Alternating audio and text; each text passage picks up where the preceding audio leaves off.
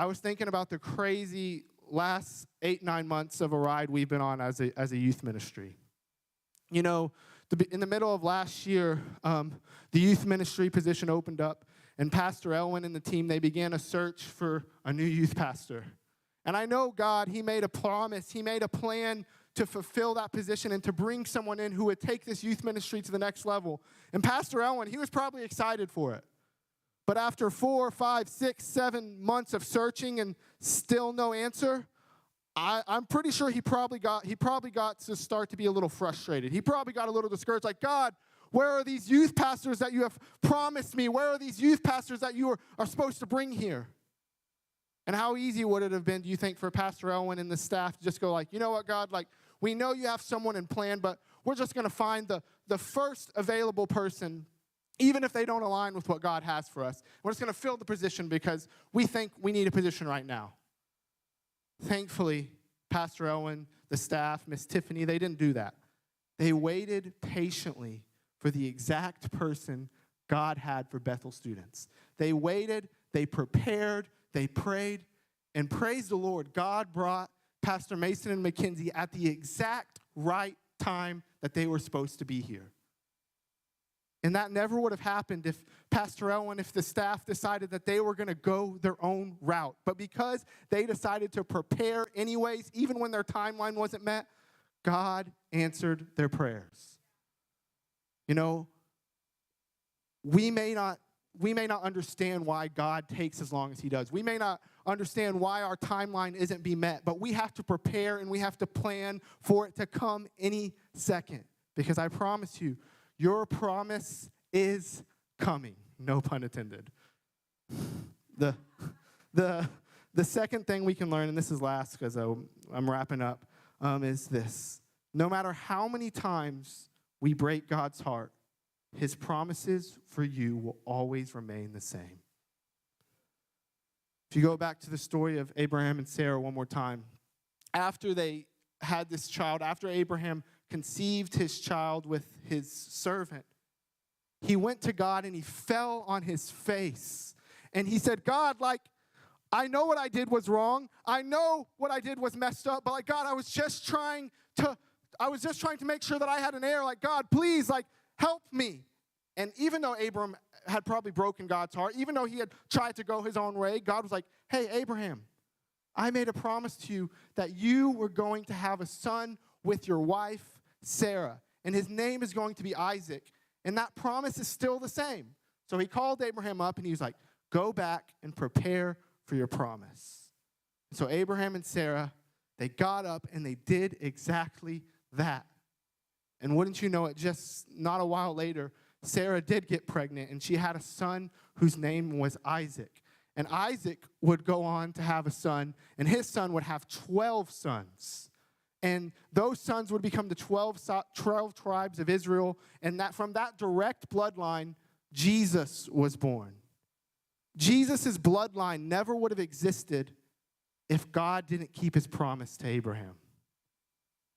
Some of you in this room, you may feel like, you know what, David, you don't know what I've done. You don't know how many times I've tried to go in the opposite direction. You don't know how many times I've messed up and tried to go my own route. I don't deserve my promise anymore. I can promise you that no matter what you do, no matter what you have done, God's promise for you has remained and always will remain the same.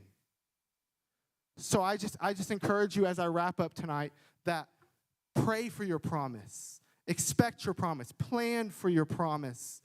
Because God has answered Bethel's prayers of a new youth pastor. And the next week, we're going to step into an incredible promise that he has for the student ministries.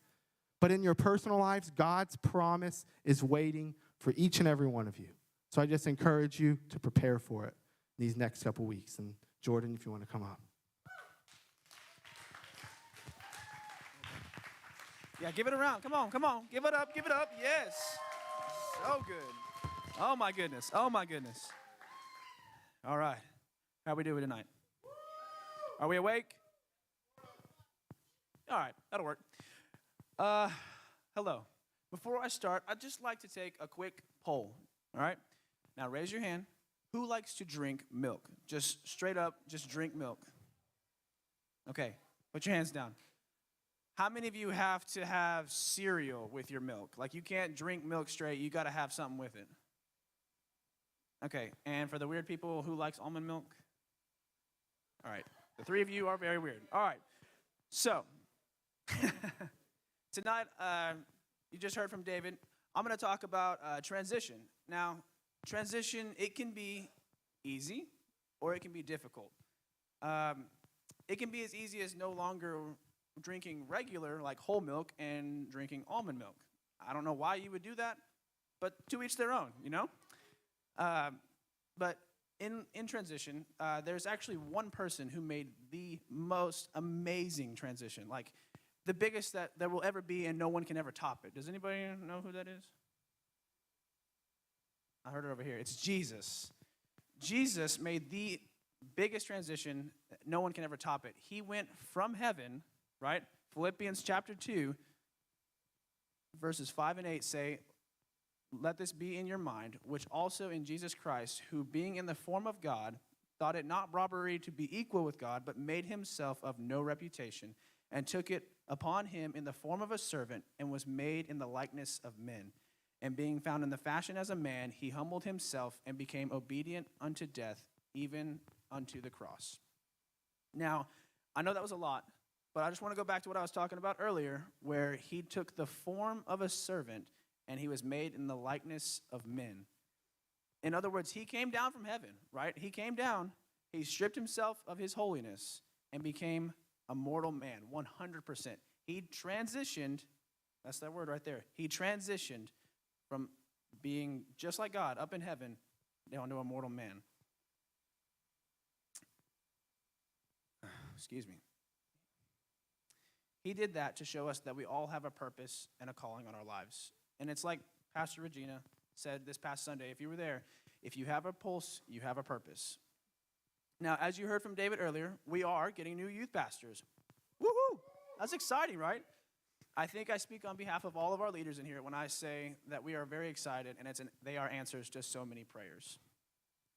I bring Mason and Mackenzie, I bring them up because they are the perfect example of going through a time of transition. Right now, they both have jobs that they love.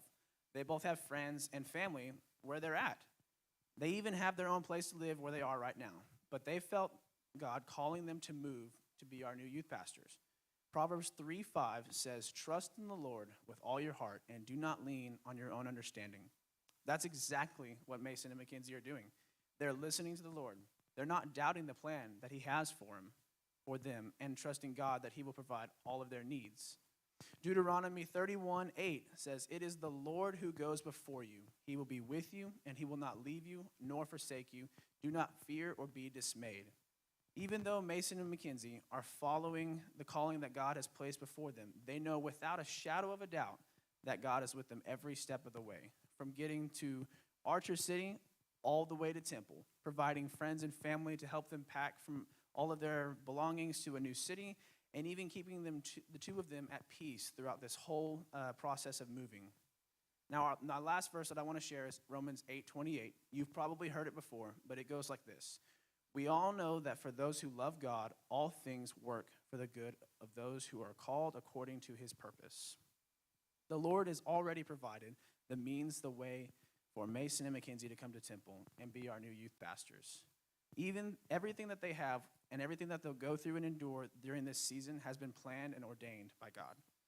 The time of transition that they're going through will work in their favor, and they will be blessed because of the calling they have on their life. Let it be known that transition it's not always easy. It can be a lot harder than just switching the type of milk that you drink. It can be nerve-wracking, but this is all the more reason to remain consistent in growing your relationship with the Lord. You can't just sit back and remain content. You have to actively pursue a deeper relationship. This is where the Lord will give you the peace and the direction for what is next. All right. I did use the steps. Aren't we proud of me? Y'all, there ain't no way this ain't happening. All right. So, as we have heard from Jordan and David tonight, both of them talked about, Sarah and Abraham and all these promises coming through true. Mason and Mackenzie getting their calling and making it here. Bottom line to all of that is God is faithful. Like, he has been faithful through each thing. He was faithful in the waiting with Abraham and Sarah. He was faithful in the waiting with us to bring us just who is supposed to be here. So, if God is faithful, what does that mean that we need to be? Good job. See, I knew y'all were like the smartest youth group. I knew y'all could do this. Okay, we have to remain faithful to God too. Think of Abraham and Sarah and how God promised them a child. Do you think there were times that they doubted they were going to get that promise? I mean, they were going to be 90 and 100 when they had that baby.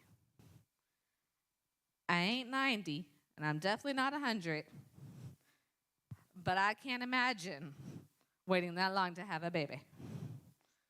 This is hard enough, okay? But they remained faithful. They trusted that God promised them something, and if he was going to promise it, then he was going to keep it. So they remained faithful back to God. That's what we have to do here. So in Hebrews 11:11, it said, Sarah too had faith, and because of this, she was able to become a mother in the spite of her old age. For she realized that God, who gave her his promise, would certainly do what he said. Have there ever been times that you've received a calling, a promise, or anything like that, and you thought, where is it? Like, haven't you ever been there? It's frustrating, and it's hard. Y'all, think about like on Christmas morning, and you know there's a ton of presents out there, and you want to go open them, but you know if you go out there before you're supposed to, and you like get into it before your parents even get up, like you know they're going to scream and yell, and they might take it away. Just like what David was talking about earlier, you had to wait. And there's an excitement in that waiting if you can focus on the promise and not the process. Okay? The process is the hardest part to all of it. Getting the promise, not hard. Accepting the promise, not hard. Getting to actually hold the promise, like Sarah and Abraham did, or when you get that diploma, all my seniors. Okay? That was a long 12 years of school, right? But you're about to walk the stage and get that? It was worth it. The process is worth it, but it's trying. Okay? So, when Jordan was talking about transitions, he mentioned that sometimes those can be hard.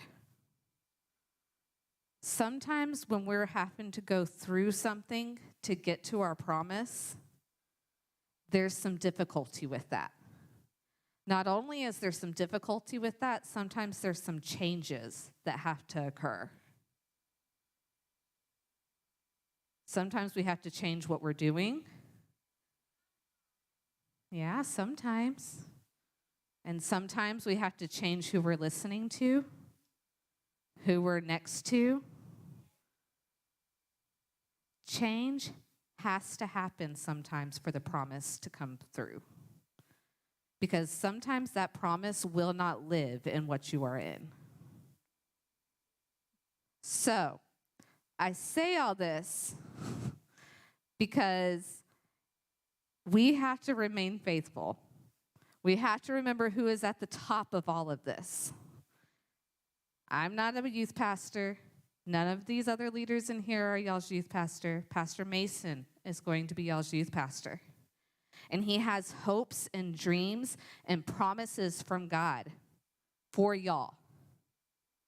Like, he's not coming here empty-handed. He's not coming here going, okay, I'm going to be a youth pastor, but I don't know what that looks like.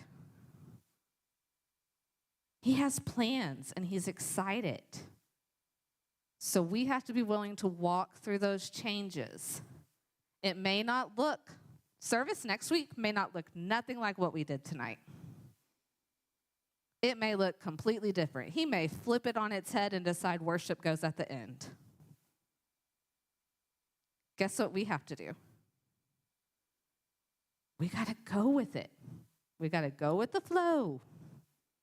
We have to remain faithful, not only to God, but we've got to remain faithful to Bethel students. You have got to remain steady and stay here. And I know I'm jumping ahead on my points. I'm so sorry, Gabe. But I'm following a leading, and I'm going to go with it. We have to remember that it's not always going to be easy. And we can't read minds, and we don't know what's going to happen. But we have to say, no matter what, God is the one who's placed him. God is the one who's given us this promise. So if God's going to give it to us, then we have to trust who God's put in that position. So you're not remaining faithful to me. You're not remaining faithful to Miss Destiny. You're not remaining faithful to Miss Alyssa or David or Michael. That's not what Bethel Students is about. Bethel Students is about remaining faithful to the call of God. So even if all of us, for whatever reason, just all of a sudden, we all got callings and we all went somewhere else, or somebody had to go have a baby and just isn't here. That's not a reason to stop coming because your person is not here. Your God is still here and ready to meet with you. Okay? This place and the people here, we are here because we love you. And we are here because we are excited for what we see what God's doing in you. And we plan to remain just as faithful and just as stay. I haven't heard one leader that said, all right, it's my last Wednesday, peace out. No. Every one of us will be here next Wednesday too, God willing. Okay?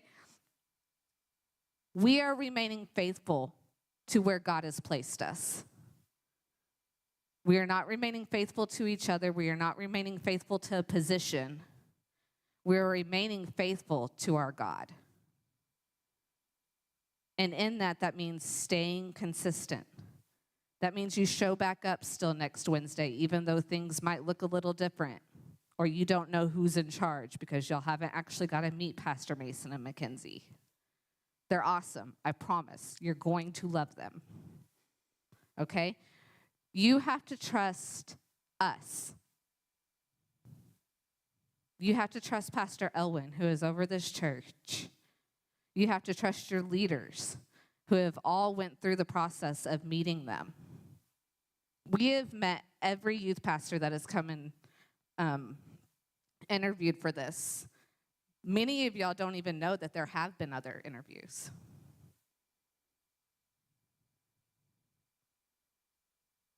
But we have to go with where the God leads us.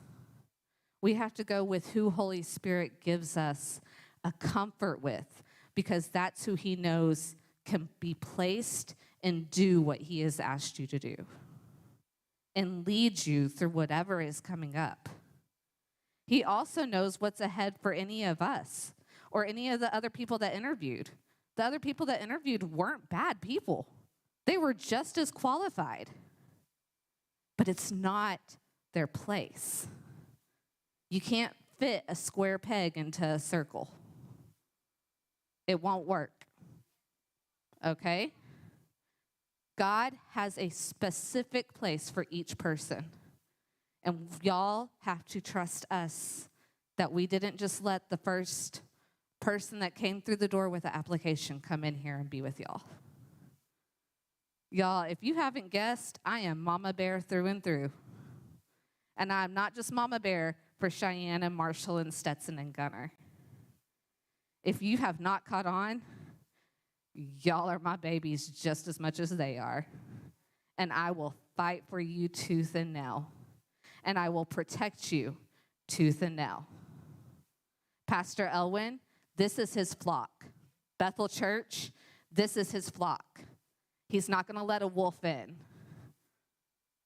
He's going to provide what you need. He's going to watch over you, and he's going to let only those who need and are safe close to you. So trust us when we say this hasn't been just one of those processes that just it hasn't been there. We wanted who God had for you, and they are coming. So now we need you to stay. We need you to be here. We need you to be the students that y'all are. Leading worship, that was awesome. We are back to a fully student-led team. That's because of y'all. We are back to one of our bigger fine arts years than we've ever had. That's because of y'all. We are at 40 students tonight because of y'all. We need y'all to keep stepping up, okay? We need y'all to keep being the Bethel students that we know that you are. We need y'all to represent us the best light possible. Let them see why God called Pastor Mason and Mackenzie here and why it is a blessing to them that they get to be our youth pastors. Does anybody remember what we started off this whole transition season with? You got to think back all the way to the gym and the summer with squads. It was one word as your hint. What theme did we start with this year? Or not this year, but this whole season. Ohana. Does anybody remember what Ohana means? And what does family mean? Hey, y'all, we're adding to our family. We're adding to our family. And we have stuck by each other's sides. We have truly been Ohana. And I am so proud of y'all. Stupid hormones. Okay. I am so proud of y'all because y'all are Ohana. A guest comes in. Welcome. Hey, what's your name? Cool. Come hang out with us. Oh, it's e-groups? Sweet. I'm going to go hang out with them. Oh, it's fine art season? Heck yeah, I'm going to stay around for 5 hours after church. Why not? What else is there to do? Okay. We have been Ohana. It is now time for us to continue to be Ohana and let our family grow. Family means nobody gets left behind. It also means nobody gets shut out. Okay? We are going to be Ohana. We are going to show Pastor Mason and Mackenzie exactly why God put them in Bethel Church in little old Temple, Texas. Because this is the youth group that you want to be a part of. This is a youth group that is on fire for God. This is a youth group who will accept and walk through the changes when they come.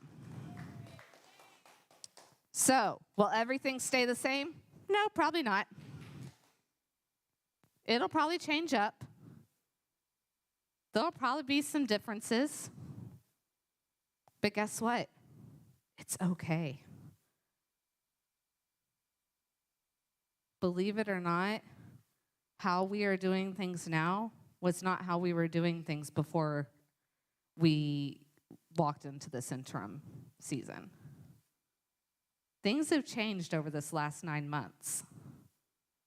How we do things, how we operate, who we're hanging out with, all of that has changed. And it has not done anything but grow y'all together as a youth group. So that's what we're going to continue to trust that God is doing when he adds these new family members with all their ideas and all their promises and all their excitement and all their hope. When we add them, we're adding to this youth group. Invite your friends. Get excited. Talk about it. Yeah, we got a new youth pastor. They're coming. It's going to be awesome. You should come meet them. Hey, Mom, Dad, I have to be there next Wednesday. Like, I've got to meet Pastor Mason and Mackenzie. Be excited about the transition. It's okay to have some anxiety and some fears about it. I know, we don't like that word. We've talked about that word a lot. It don't have that much power anymore. We don't give that word that much power. Okay? It's okay to have those feelings, though. And that's why your youth leaders are staying. That's why your youth sponsors are still here. We're not just going to hand you over and be like, all right, peace out. Have fun. No, we're going to walk through it with you. But here's how I want to close tonight. And I want it to be a little bit of fun, okay? What we are going to do is over here to my left, there is a banner that says welcome, really big on it. There are markers over there. I need y'all to listen to instructions, because if I go over there and I find anything that is not supposed to be on there, you better believe I will FBI handwrite analysis and find out who you are. And if you think that there's not going to be leaders over there watching what you're writing, y'all are silly. I was not born yesterday. Okay. So, just all those being said, there is a banner over here. What I want you to do is I want you to write your own welcome message to Pastor Mason and Mackenzie. I don't just want it to be like, hey, welcome. We're so glad you're here. No. Hey, welcome. I'm glad you're coming. I love Bethel Students because I want them to know why this youth group is where you are. I want them to know what they get to be excited about and what they are joining into. I want them to know what makes your heart happy. I want them to know what makes you want to keep coming. Because these things will help them in their transition.